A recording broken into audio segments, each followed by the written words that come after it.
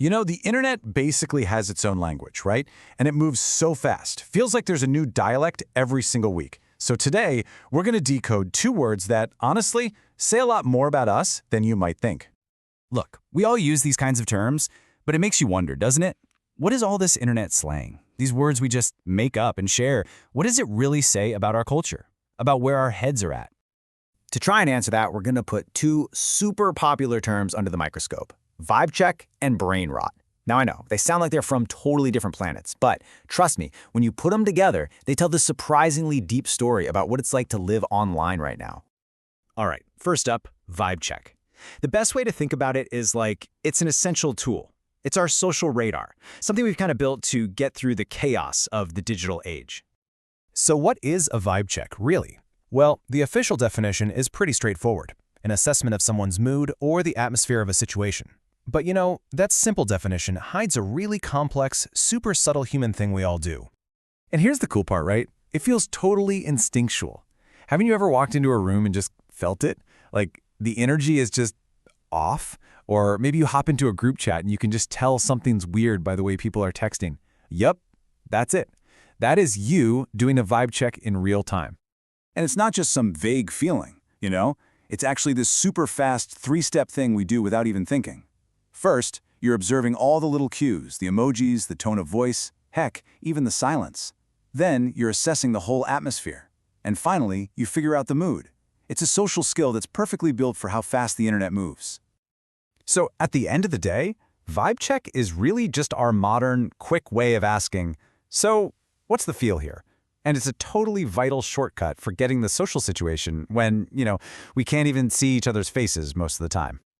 Okay, let's switch gears to our second term. We're moving from a social tool to what a lot of people would call a side effect of being online. We're talking about the rise of brain rot, that feeling you get from endless scrolling.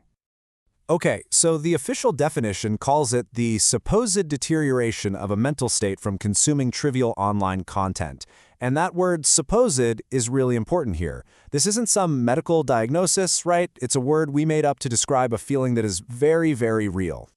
And come on, let's be real. We've all been there. You look up from your phone after, an hour? And you've just been lost in this sea of memes, random clips, totally nonsensical trends, and your brain just feels fuzzy, kind of like mush.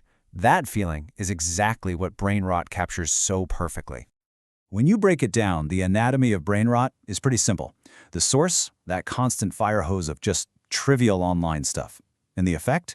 That feeling of being mentally worn out, like your brain is deteriorating. We basically invented a word for a problem we created for ourselves. So you could say brain rot is the name we give to that moment of self-awareness. It's when we finally realize that the sheer amount of low-value content we're taking in is actually starting to take a toll on us. Okay, so we've got a social tool on one hand and a mental symptom on the other. Let's pull this all together now and really dig into what these two words, together, reveal about our digital lives. And this is really the core idea here. A vibe check is the active tool we've developed to navigate the online world. But brain rot, that's the passive symptom we get from just living in it. You could say one is about survival and the other is about the cost of that survival. So what does this all mean? It means our new words are basically a mirror reflecting our new reality. These aren't just funny slang words or memes. No, they're linguistic tools. We invented them because we needed a way to describe these brand new feelings that only exist in our hyper-connected lives.